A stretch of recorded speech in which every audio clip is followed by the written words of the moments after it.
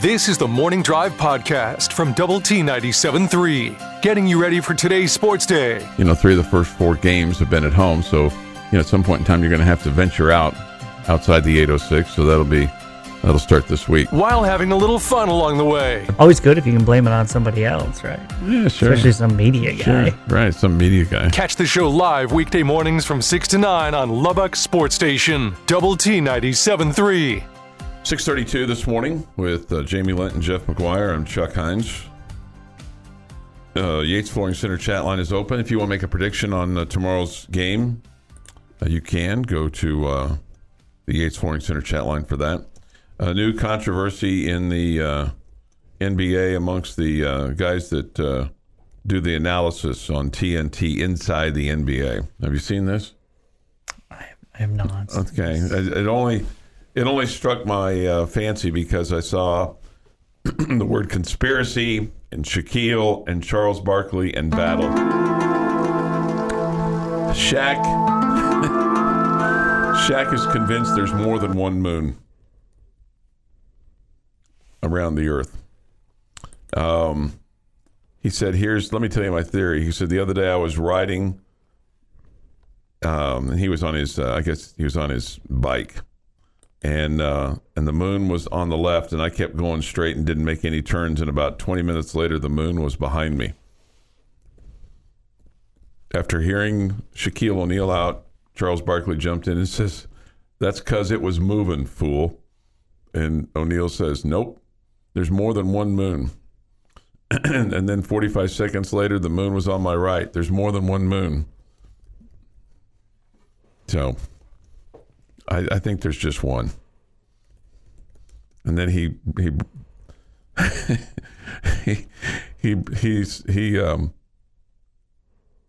was a flat earther. Shaq was a flat earther for a little while with Kyrie. He said he flew to Australia without going upside down earlier this year. He also questions whether the earth is spinning, noting that he lives on a lake and the water doesn't spin. So maybe that was just for fodder. I don't have words.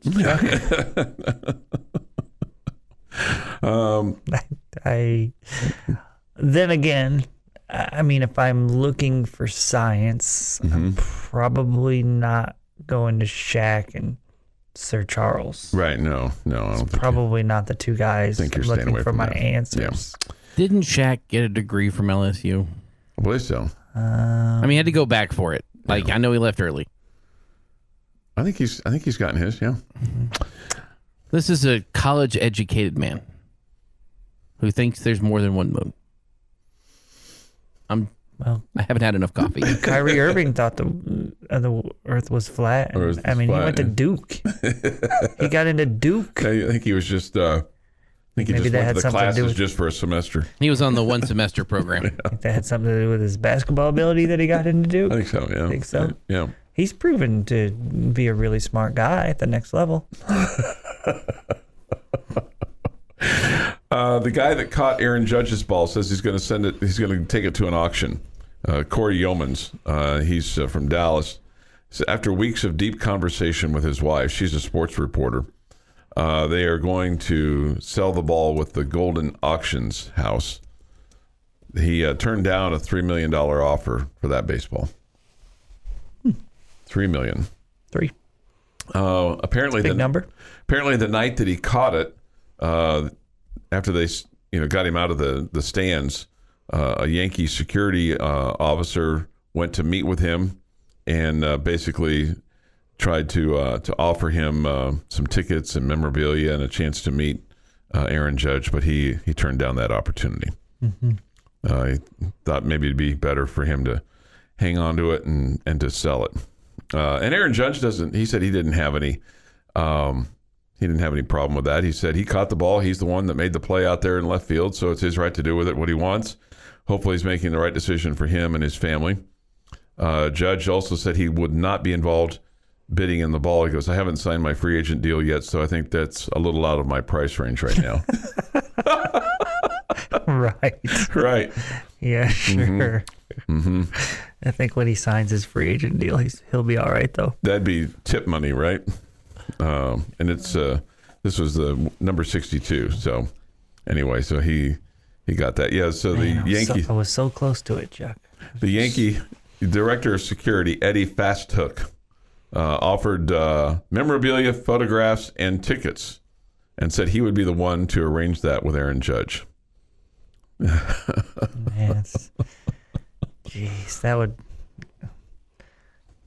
would be awfully hard, right? I mean, if you were a diehard Yankee fan or whatever, sure, it would be, man, you'd feel so terrible. Like, oh man, I would love every bit of that. I want to give this to Aaron Judge, but $3 million to, the average Joe is, man, that's a life changer. Yeah, right. You'd hate to feel like you were. I mean, it's disrespectful to Mr. Judge, but man, Mr. Judge, this is $3 million, dude. This is it's not money. Yeah, here. It's not Chuck Heinz money, but it's not bad. Yeah, like you want to say to the Yankee security guy, okay, meet me halfway, give me 1.5, Right, and I'll do it. But 3, man, that's a lot of money. just to scratch out a check for me. This was good news. I heard this. I think I heard this during end of the bench yesterday when this news broke, that the Rangers are going to host the All-Star Game in 2024. Yes. So that's really, really cool. I mean, that's just 2 years. For some reason, I thought I had it in my mind that those things were announced further out. That, unlike the Super Bowl, I guess they are not, because the Super Bowl, it seems like there's a lot, I guess, more planning and things like that, and it takes place because it's a worldwide event, But still, the All-Star Game will be in Arlington in 2024. So that's cool. The Commissioner of Baseball said the Rangers stepped up under difficult circumstances, and Globe Life Field served as a terrific host for the 2020 postseason, including the World Series. Makes a lot of sense. We're excited to once again feature baseball's newest ballpark on the global stage next summer. Very cool. Yeah. The Mariners are going to host this coming year in 2023, and the Phillies are going to host in 2026. No announcement with regard to 2025. So I think that's pretty cool. That the Rangers are going to get to do that. So if you've not been to an All-Star game, Troy said that was a bucket list thing for him. He's not. I've been able to go to 2, and it is cool. There's no doubt about it. No doubt about it. It's a lot of fun to see that. All those guys come out and all the things that they do, and just the activities that go around it. It's the game that they play, it's it's all of it. So there's obviously pomp and circumstance and all those kinds of things, plus the game itself. Just seeing all the different uniforms, I thought it was pretty cool. Your morning dose of coffee and sports. This is the Morning Drive Podcast from Double T 97.3. Catch the show live weekdays from 6 to 9 on Double T 97.3 FM or on the Double T 97.3 mobile app. Time for this day in sports history. On this 18th day of November, the day we're going to give away $10,000 to somebody. It's going to be a historic day for somebody today in the great city of Lubbock. I'll take it. We don't have to get it. I'll take it. Okay. Double T 97.3 in the home zone. Going to do that tonight at 2 o'clock. You don't want to give it to me. Well, fine. You're not eligible. You just sit there and not be nice to me. Okay. 1949, National League batting leader Jackie Robinson, who hit .342 on the year, wins your National League MVP. 1951, former Cubs first baseman and future TV star of The Rifleman, Chuck Connors, is the first player to oppose the Major League Draft. 1966, Sandy What do you mean Koufax. he opposed it? He was not a fan of not picking where he wanted to play, and was very vocal about the draft. He was like one of the first ones to. Obviously, he was the first one to do that. And did he have any say? No, but he was very vocal about his opposition to. Okay, Chuck. 1966, Sandy Koufax announces his retirement due to arthritic left elbow.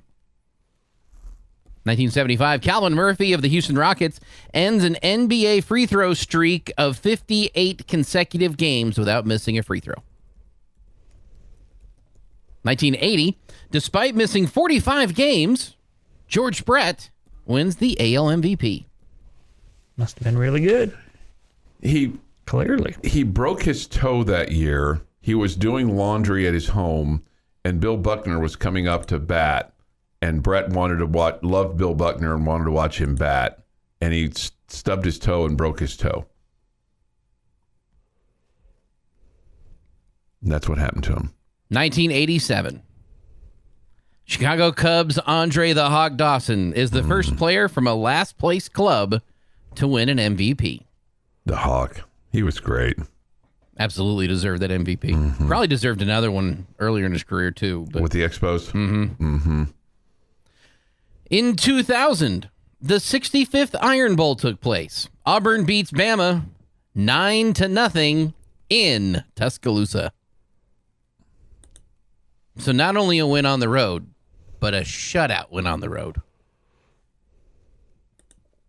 And in 2007, Roger Federer scores back-to-back season-ending tennis Masters Cup titles, beating Spaniard David Ferrer 6-2, 6-3, 6-2 in the final in Shanghai, China.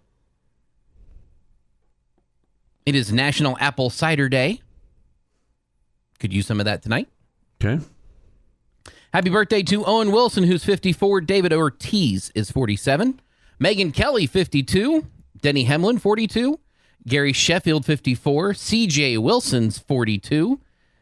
And owner of the trophy that says prettiest ball, Warren Moon, 66. Okay.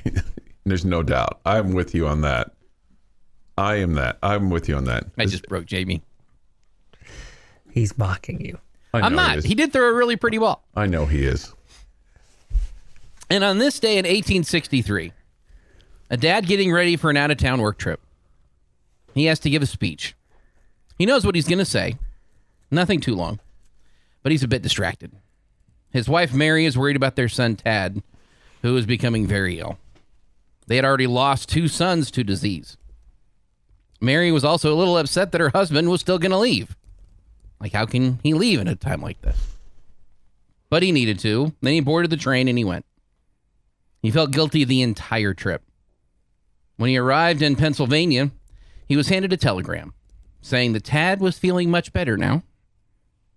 Abe enjoyed an evening of dinner and a serenade by the 5th New York Artillery Band before retiring to his room to finalize his famous Gettysburg Address. How about And that? that is the Stan Sports History. I feel that's a little rest of the story there kind of thing. We were one sick kid away from not getting the Gettysburg Address. Okay. Something to think about.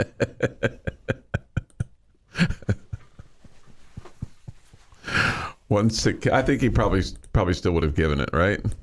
Depends how sick his kid got. Depends on how sick his kid got.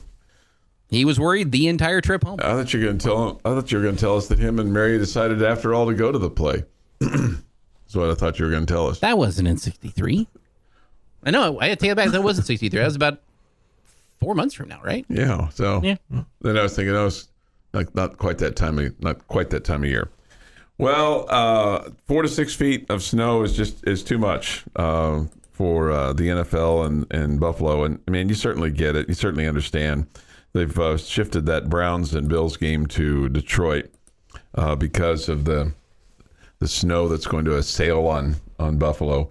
And that's probably the smart decision when you think about resources that you have to dedicate to, putting on a football game and getting everybody there and, secure. I mean, it's a nightmare.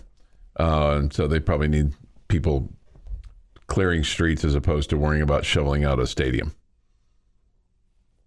Even though usually they use the convicts for that. Yeah. Get the guys on the chain gang going No, over I there. understand the workers and the fans that want to come to the game and all that. You want to make sure they're not out there on the streets and all that. So hopefully they're all getting out of town and headed to Detroit. Yeah. So the fans are getting on the road. Get to Detroit. We still need you. Yeah, we still need you. Bring your tables and get there, Buffalo fans. This is lake effect snow is what this was all about.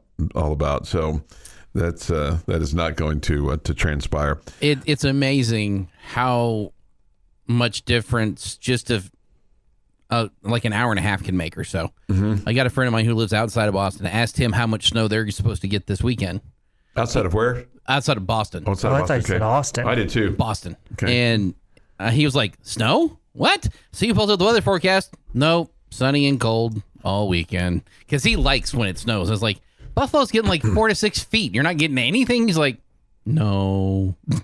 So just that distance. Sounds huge like difference. Jeff's friends with Eeyore. There's some definite comparisons between him and Eeyore. Not gonna lie. Everything really is the worst for him. Thursday night football last night. Tennessee beats the Packers 27-17. Cowboys play Sunday. They take on the Vikings in Minnesota. They'll play inside, so they don't have to worry about the snow. It's good. Yeah. Well, we'll have the game for you on Sunday afternoon at 2:30. You're tuned in to the Morning Drive podcast from Double T 97.3, recapping the night that was in the world of sports. That's not to say that they don't respect the run game that you have, but you're talking about one quarterback leading the conference in passing so far this year. And remember, he didn't start the first game. All right. Still played a lot, though. And also bringing some humor to your day. I just don't want to disappoint you. As much as I disappoint you, I don't want to disappoint you in some things that you expect from me. Hear the show live weekday mornings at 6 on Double T 97.3 or on the Double T 97.3 mobile app. Brian writes in, a lot of people are without power across town. This is our guy from Buffalo, right? So our guy is that our guy? It's Darren usually. Darren is from Buffalo. Is in. Brian says a lot of people are without power across town. I'm going to assume that's Buffalo, but maybe not. Maybe it's Lubbock. Maybe people are without power here. Maybe somebody hit a power pole or something. Oh, man, I hope that's not the case here in Lubbock. Well, I hope it's not the case anywhere, but sure. Obviously, it's chilly here this morning, so that'd be tough. With the Bills and Browns moving their game to Detroit, question was asked if the Red Raiders ever had to move a game because of snow or cold weather. Not that I'm aware of. Not that I know of. Yeah. There's some games I wish they would have moved because of cold weather, but we didn't get a vote. Mike says this, I'm awake, Chuck. Okay, thank you, Mike. As you know, Hilton is a tough place to play, but so is Jack Trice Stadium. I lived in Iowa for 25 years. I did ask Choice to take a picture of their sky bridge that they were building from the parking lot to the stadium for me. I wanted to see if it was fully constructed now. It goes up and over the interstate. It's quite impressive. That keeps people from running out on the interstate, to get to the stadium. That's good. You don't want people running out over the interstate. Yeah, right. I mean, don't we basically have the same thing here over our interstate? Yeah, but this is going from a parking lot to a football stadium. Oh, and that's going from a parking garage to a football stadium. Completely different. Where? The one we have over Marcia Sharp. When people who park over there walk over. Yeah, that's I guess you're right about that. I hadn't thought about that. That's right. But it's a meandering walk. That thing looks, because I've walked from that parking garage to the stadium before. It's one of those deals where it looks like it's right there, but it's a longer walk than actually what it looks like. I feel like all this talk of you feeling like Lubbock needs, a sky bridge. Mm-hmm. That sky bridge, that little walk there, has not gotten the respect that it deserves from you. Okay. Feel like you act like we don't have one in this city. You know what? And it's there. And there's a lot of people that walk on it. It's done its job. Yet you still give it no respect. I poo-pooed it. Yep. Yeah. You're probably right about that. It's embarrassing. Hearing the scores of those games makes me nervous about tomorrow. I know. I'm right there with you. It's like, good God. It's a better team than I thought it was. I just think they're really good on defense, and they've made it tough for everybody for the most part. And it feels like they're getting a little bit better on offense. Mm-hmm. This Iowa State lost Breece Hall. That's what happened. Yeah, he's pretty good. Yeah, he's a good one. This maybe they lost 22 guys because they underachieved so much last year. Ranked number 7 preseason and finished 6-6. Yeah. Thanks. Right there. That's the Matt Campbell story. Yeah. Sadly, when I hear 22 players left and you're not hearing stories about player mistreatment or negative culture around the program, it leads me to think that those players left to find better monetary situation than they have at Iowa State. Could also be because the school is picking night games in freezing weather. Of course, this last line is tongue-in-cheek. Yeah, this is a TV decision. This was not a school decision.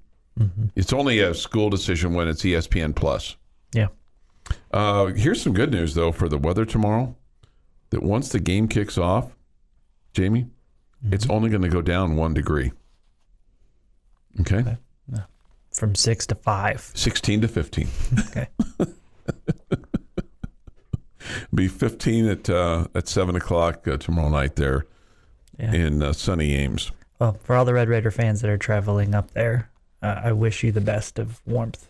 But honestly, since it's not a home game for our Red Raider fan base, I'm really not that worried about the weather.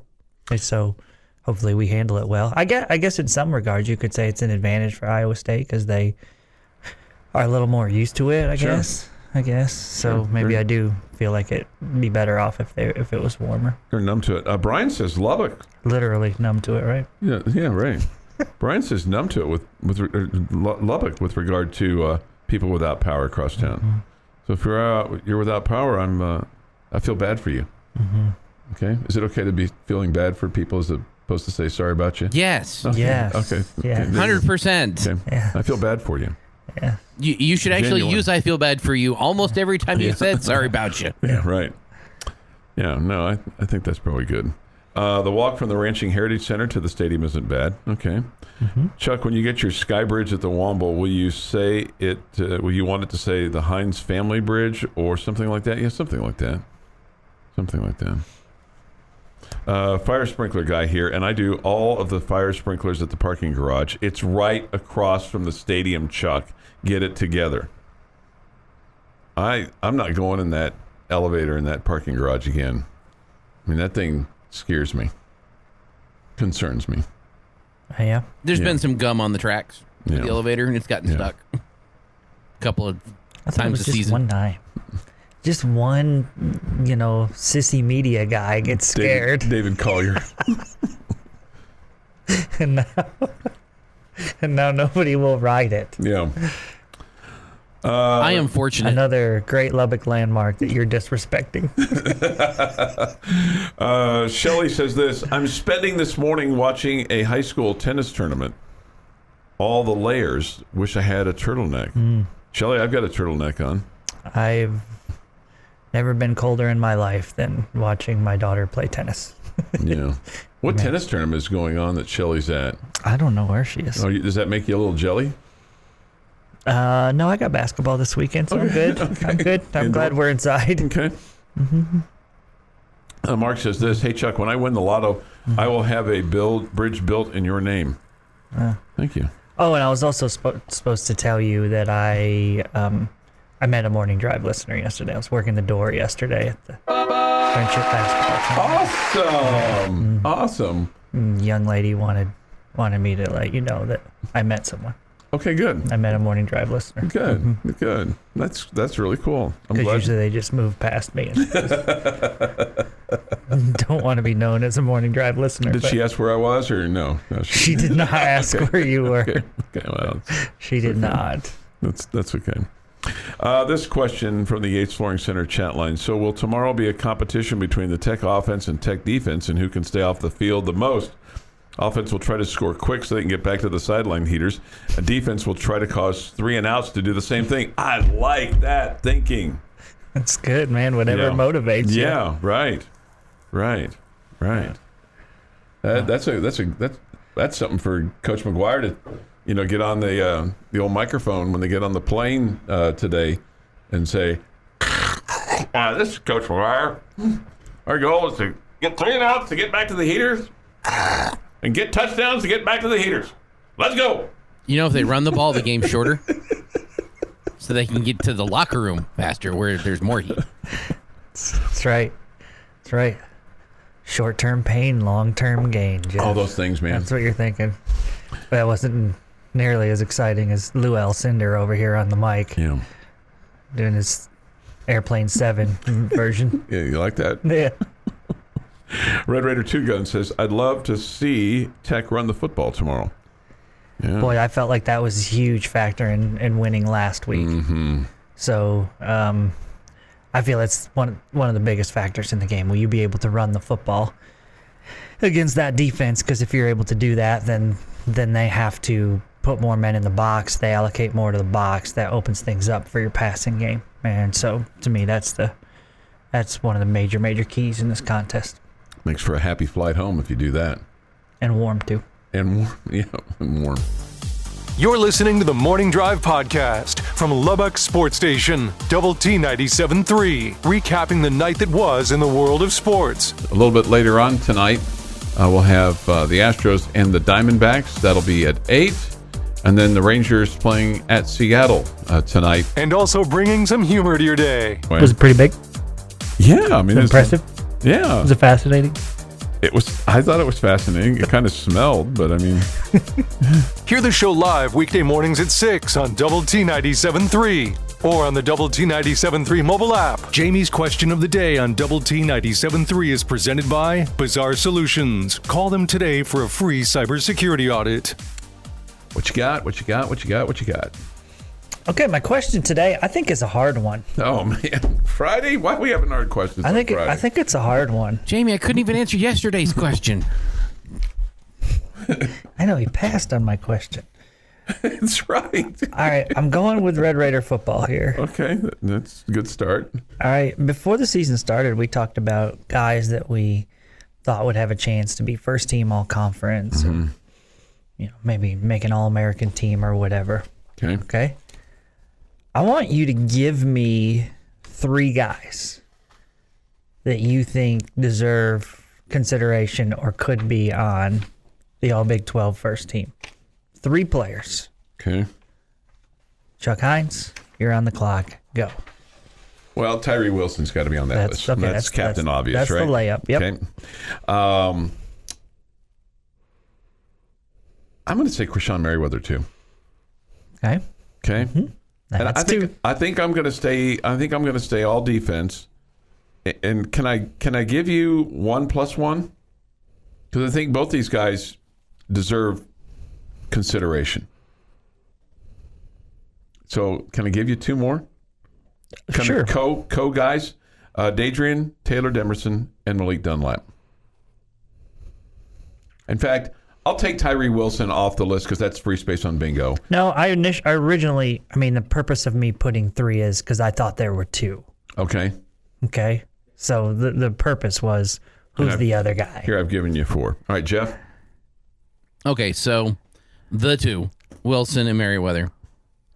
And this might be a little too far out of the box, but he is coming off of a co-special teams player of the week.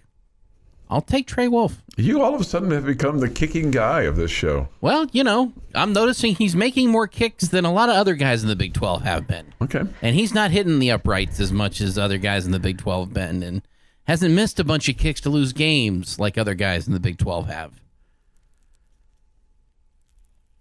I don't know that he's as good as Garibay was last year, but I don't know that the kickers in the Big 12 are as good this year as they were last year. And I think Wolf's been pretty good since the beginning of the season.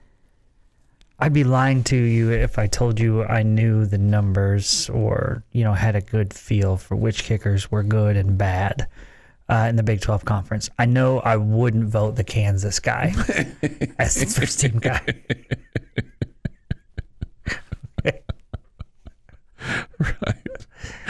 Right. I think that's what's his name? Billy Doinkler? I don't know. I don't know what his name is. Okay. I know I wouldn't pick him. Mm-hmm. I think Jeff, he might be onto something there. 15 of 18, which is 83.3%. 6 for 6, 29. 4 for 4, 30 to 39. Okay, so 10 for 10 inside of 40 yards. 3 for 6 on 40 to 49. And 2 for 2. I love this one. From 50 to 99. That's what the stat sheet says. Well, there you go. And plus there's been some serious clutch ones, right? Mm-hmm. Now we can also look at the one at Kansas State and say that was a huge momentum swing, and we all kind of felt like it went downhill after that. Mm-hmm. But man, those numbers are hard to argue with. A perfect 10 for 10 inside of 40, you don't see that a ton in the college game, I would think. Mm-hmm. No, I think the only guy that may give him his run is the Oklahoma State kicker, who's 17 for 18. Okay. So one less kick. Can you see his numbers like inside of 40 and how many he made in the 50 to 99 category? That's just the team stat. He's also made 40 for 40 point afters. Okay, well, we haven't missed a point after. And it's only 39 for 30. I mean, wow. Yeah, I think you got an argument. You might have to get second team, but it's a lot closer than you would have thought at the beginning of the year. I hate that I said that about extra points. Let me give you some numbers here. Okay. Well, Kansas was 48 for 48. I guess they still are. On extra points. On extra points. Yeah, Billy Doinkler didn't miss one of those. Tanner Brown from Oklahoma State in 9 games has hit all of his PATs, and he's 17 of 18 from field goals. Okay. You almost said from distance. I know. Bert Auburn from Texas, okay, is 41 of 41 with PATs and is 16 of 21 from field goals, okay? Yeah, we got him beat. Third on the list in scoring is Trey Wolf. He's 32 of 32 on PATs and he's 15 of 18 on field goals. So I don't know, the Tanner Brown field goals versus the Trey Wolf field goals and the Bert Auburn field goals. I don't know what the distance there is, what you just talked about. But those are your 3 contenders, because after that it's Griffin Kell from TCU, and he's 11 of 12 with field goals. Okay. Jamie, don't worry about the field goal. 43 of 44 for PATs. For the point after. There's only been 9 missed in the conference overall this year. Yeah. So kickers in the Big 12 can put it through the uprights after a touchdown. Mm-hmm. They're allowed to do that. Yeah, I think the 2 guys that Chuck brought up on the defensive side of the ball were also Worthy and Taylor Demerson and Dunlap. I think both of them have been good too. I think Marquise Waters has been really good as well. I would guess all 3 of those guys land on a team in the Big 12. Mm-hmm. Probably not first team. That'd be my guess. But I would guess that Merriweather and Wilson will end up first team. And hearing all those numbers, if we were giving a winner today, like this was take versus take, I think Jeff won. Because I think Trey Wolf was a good answer. That was a good answer. I think that was a really good answer. But I think he's going to end up second team as well. So I guess my point in asking this question is, knowing that you really just have 2 guys that you think are first team all Big 12. I mean, to me, it makes me feel like, man, our coaches did a good job. We're right here in the mix of making a bowl game. We're in the mix for, possibly finishing above 500 in the Big 12 conference. We've been good at home. Yet you still haven't had like a bunch of standouts that we like road to victory, right? Over and over again. We've played 3 quarterbacks. You haven't had some wide receiver just have this breakout massive year. So you could look at that 2 different ways, right? I mean, we're talking all about defensive guys and then a kicker. We're not talking about the special teams guy that we thought we would. Austin McNamara, yeah. Yeah. But so you can look at it and be positive, or you can look at it and be negative and say, I thought the offense would be better. Be a little concerning. I thought that, but injuries clearly play a major role in that. And again, we said it a million times before. I'll just make it 1,000,001. When your offensive line struggles, it's hard to be good on offense. You ready for this? Austin's not had a great year, right? We would all say that he's not had a great year in our minds, right? He's second in average in punts in the Big 12 right now. And how about this for Malik Dunlap? He is first in breakups in the Big 12. He has 10. The closest to him are 2 guys that have 8. He only has the 1 interception, and those other 2 guys that have 8 have 3 interceptions. Mm-hmm. But still, he's had an outstanding season for that Texas Tech defense. Your morning blend of sports. K-State is coming off a big win over Oklahoma. Of course, the Red Raiders off their 37-34 overtime win over number 22 Texas. And humor. Sure to tell them that. You suggested that. And, of course, that got a big laugh. This is the Morning Drive Podcast from Double T 97.3. Catch the show live weekdays from 6 to 9 on Double T 97.3 FM or on the Double T 97.3 mobile app. Nice to have you with us this morning on Lubbock Sports Station, Double T 97.3 and Double T97.3.com. Nice to have you with us this morning. We'll take your thoughts and comments on the Yates Flooring Center chat line. It's presented by the mobile app by Happy State Bank. We did get a report from Brian earlier that there was a power outage in Lubbock. Apparently, according to KLBK, the Lubbock Police Department, traffic lights had no power near 34th and the Marcia Sharp extending to 50th Street at approximately 6:30 this morning. So apparently about 3,000 homes are affected by this. Or 3,000 customers. I'm assuming homes. I don't know how many people. Paul writes in a text score, 2410 Texas Tech. I like it, Paul. Okay. We get this. Chris says Texas Tech 37, Iowa State 34. Woo! Gary says this one. Most folks are looking at a low score. Give me Tech 48-24. Oh, wow.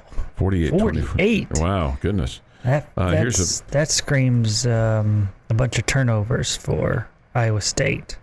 Here's another one, 20-7 Texas Tech. Here's somebody that says this. Supposed to go to an outdoor wedding near Brownwood tomorrow. Sure hoping the wife changes her mind. Yeah. I tell my wife we can't have lights because we have a metal roof. Praying she doesn't find out they make magnetic clips. I did not know that. My in-laws used to have a metal roof, and it was a challenge. They have magnetic clips now. Okay. Keep her out of the home improvement stores then. Right? Yeah. Let's see. Things no one asked for this holiday, the Christmas Story 2. I didn't know they were doing that. Did you hear that, Jeff? They did Christmas Story 2? Is that right? That seems absurd. I did not know that either. They are, it's the kid growing up, and now he's having the Christmas. Okay. Yeah. Okay. Are the Bumpuses in it? I don't know. I haven't done a deep dive on it. I need the Bumpuses to enjoy that movie. Tech 9, Iowa State 3. Texas Tech 27, Iowa State 21. Texas Tech 27, Iowa State 17 from D-Rock. Okay. We put ours up the first weekend of November and light them up on Thanksgiving, right? The daughter gets on the roof for us. She's definitely more agile than me. I should have done it earlier.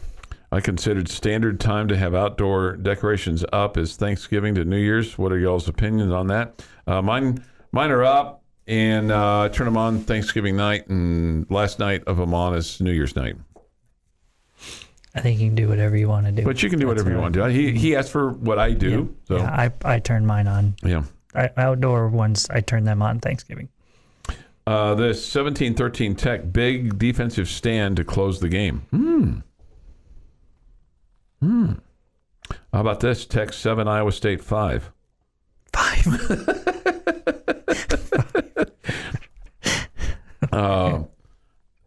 I will be putting the lights up on our roof this year. The guys did it the last couple years, went out of business. So up on the rooftop I go again. That from Dutch.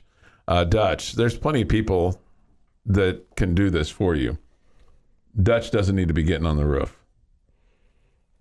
We don't want a dead Dutch or a broken Dutch. Okay, so speaking of Christmas lights, when the competitive nature of all of us kicks in, Right. Do you have a line where if your neighbor just goes complete Trans-Siberian Orchestra themed light? Yeah. Not even Clark Griswold, because while Clark's was bright and you could see it from space, we're talking like they've got the music timed and the lights and animatronics and everything else. No. Do you try to keep up or you wave the white flag? I'm over that.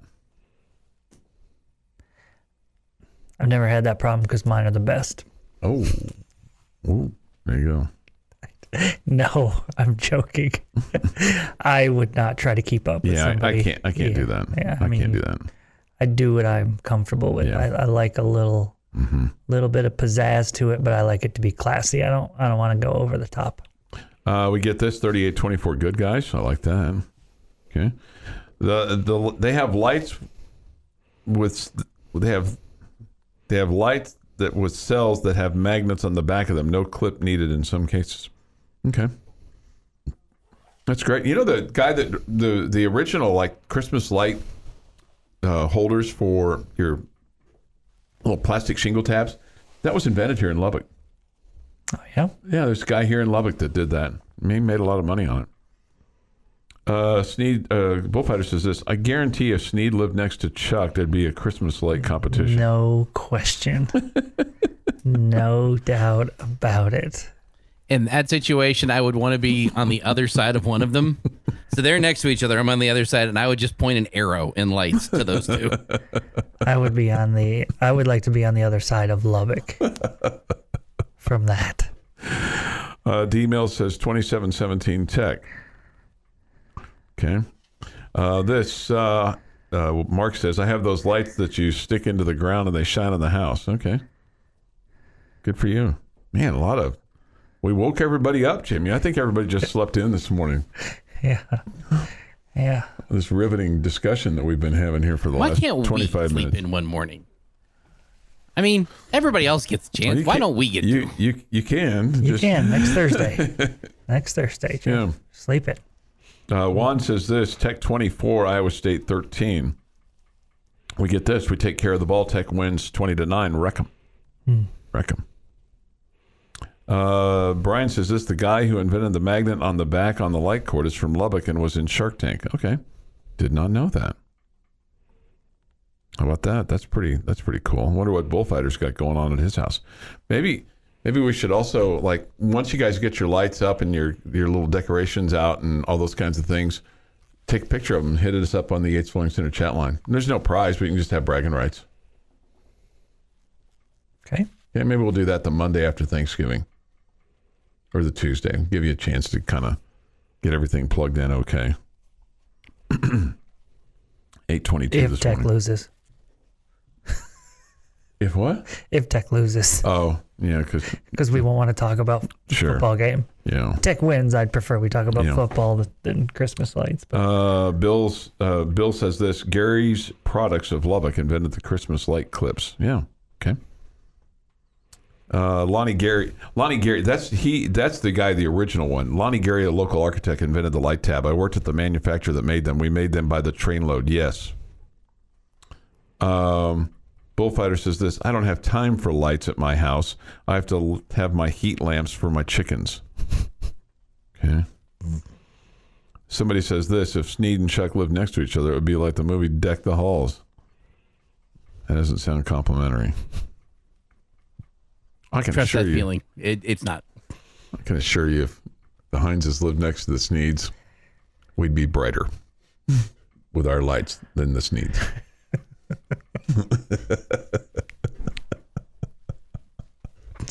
I'm so happy that of all the characteristics that I have, You have none of ours. no, most of which I am not a fan of my personality characteristics, that I don't have the always gotta compete gene. Oh, I just don't. When I'm on the court, that's a different deal. When I'm playing a sport, I'm very competitive. But the rest of the time in life, I am not always got to compete. I'm not a comparing myself to others guy. you're probably better off for that. I just think it saves space in my brain. That's probably best for you. It'd probably that's probably well said for all of us that we should do that. You've been listening to the Morning Drive podcast from Double T 97.3. For more from Lubbock Sports Station, go to doublet973.com.